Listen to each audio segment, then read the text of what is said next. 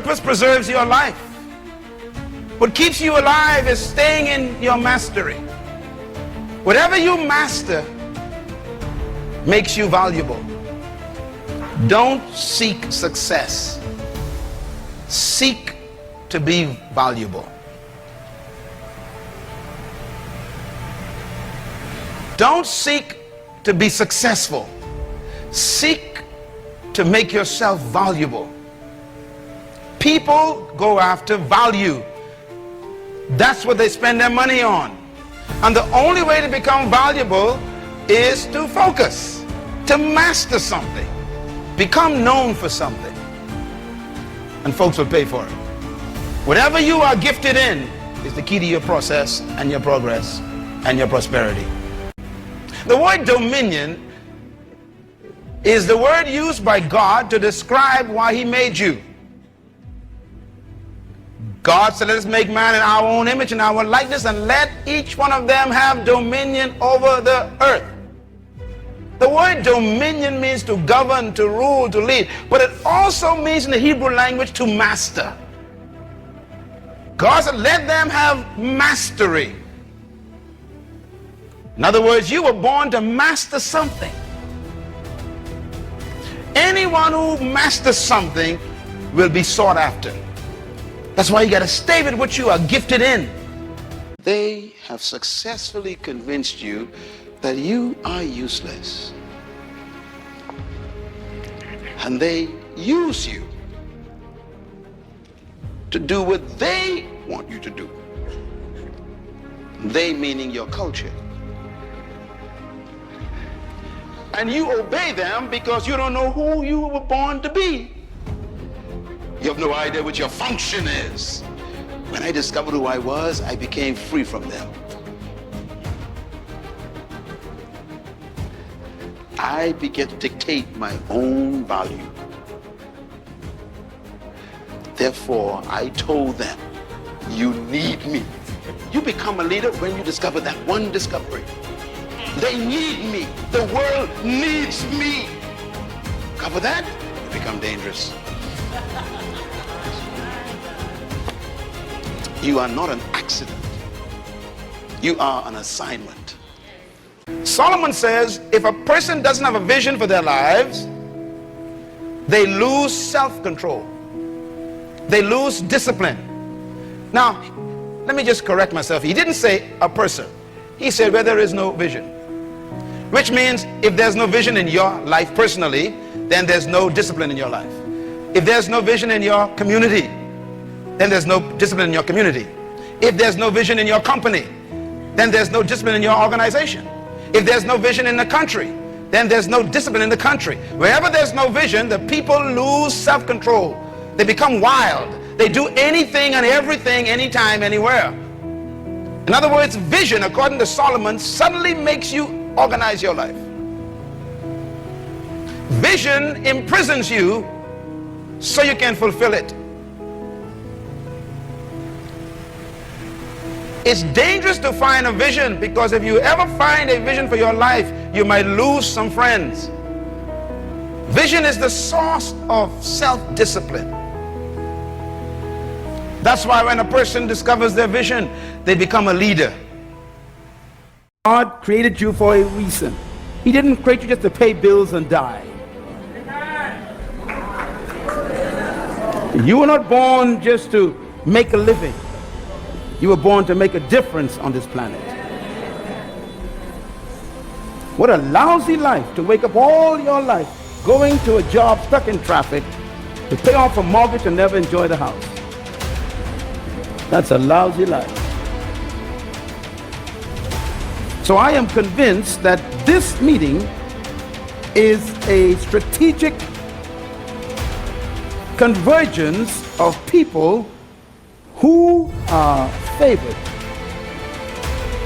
because he created you for this great purpose, and I believe that you are the generation, all of us, who are going to rediscover the things that were lost. Now, the only person that knows the purpose of a thing is the one who created it, because purpose is first in the mind of the creator and it produces a product.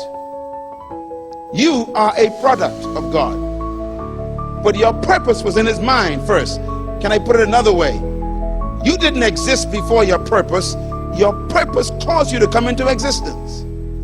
In other words, there's something God wanted done that made you necessary. So you are not an experiment. You are an intentional baby. So God's purpose is his original will for creating something. You were not created just to make a living and pay bills. Well, that's a good thing to remember. Paying bills is boring. You were not sent to earth just to keep a mortgage going or rental payments. You were born because there's something God wanted the world to receive that required your entrance. When you go into this new year, 2009, stop just looking for a job. Look for an assignment.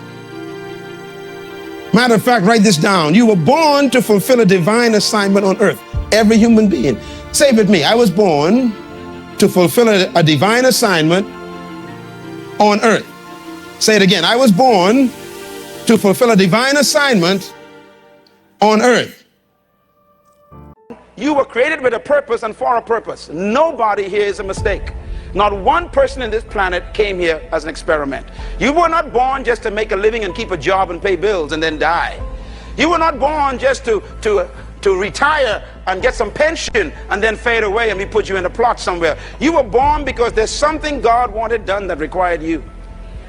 You exist because God wanted something to happen on earth that he gave you to do. As a matter of fact, Job 36 says this, and I love this verse, verse 5. It says, God is mighty, but does not despise men. He is mighty and firm in his purpose.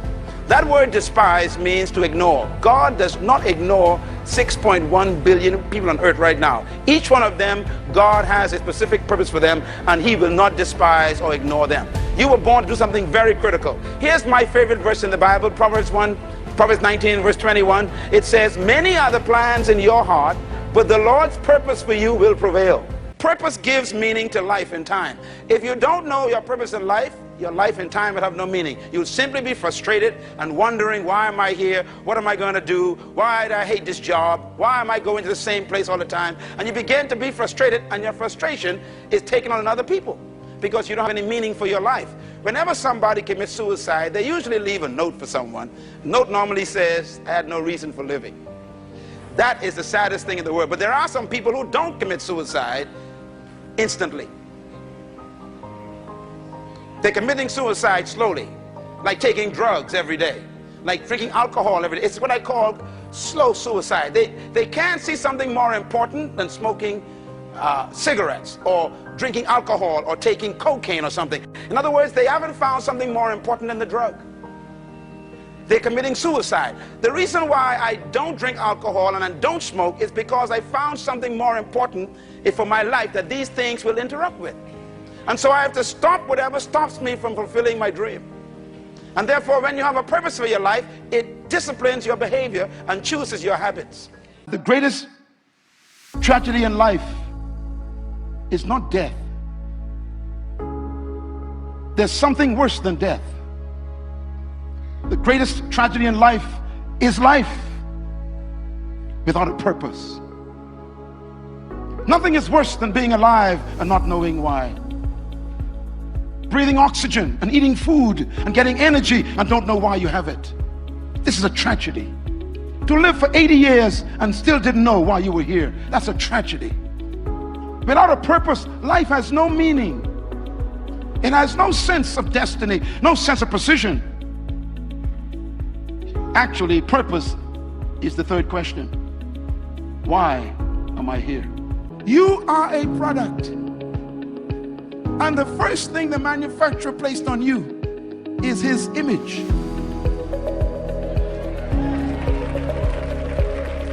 I'm going to scream all by myself right now.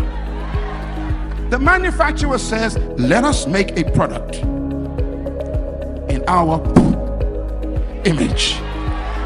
Oh, come on. If you got the image, lift your hands and shout hallelujah. The first thing he put on you is the most important thing to him. His image. You are just like the manufacturer. That means your failure is bad for God. You were born to do something, but you ain't got forever to do it. And therefore, you are on a race between you and your grave. I always tell people my greatest motivator is death. When I think about my death, it makes me work hard. And death has been placed in my life as a timing. As a matter of fact, the next verse of that chapter says, there's a time to be born and a time to die. In other words, you got to know that there's a time you're supposed to die, and you're supposed to complete your assignment before you die. And if you die before you complete your assignment, you were killed. This is why God says he gave you time to fulfill your purpose. Look at verse 10. It says, I have seen the burden God has placed upon all men. And that burden is he has made everything beautiful in his time. The word beautiful there means matured. He gives you time to fulfill and mature everything that you were created to do. In other words, whatever you were born to do, you were given the right amount of time to do it in. Now, there are some people living on overtime right now because you haven't found your purpose and God has given you grace. You remember that there was a man who actually lived his fulfillment of his purpose, and God told him it's time to die. His name was Hezekiah. And Hezekiah, God met him personally. God said to Hezekiah, you've done what you're supposed to do. It's time to die. Hezekiah argued with God. He must have been from the Bahamas. He said, God, I don't want to die now. I don't want to die now. I want to live long. God says, no, you must die now. He said, no, I don't want to die now. Give me some more years. And he begged God, and God gave him 15 extra years. In those 15 extra years, he gave birth to some of the worst kings of Israel. Tell your neighbor, die when you're supposed to.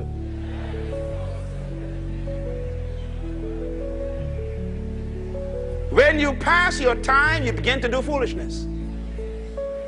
That's why it's important for you to find your purpose and maximize the use of your time for the glory of God.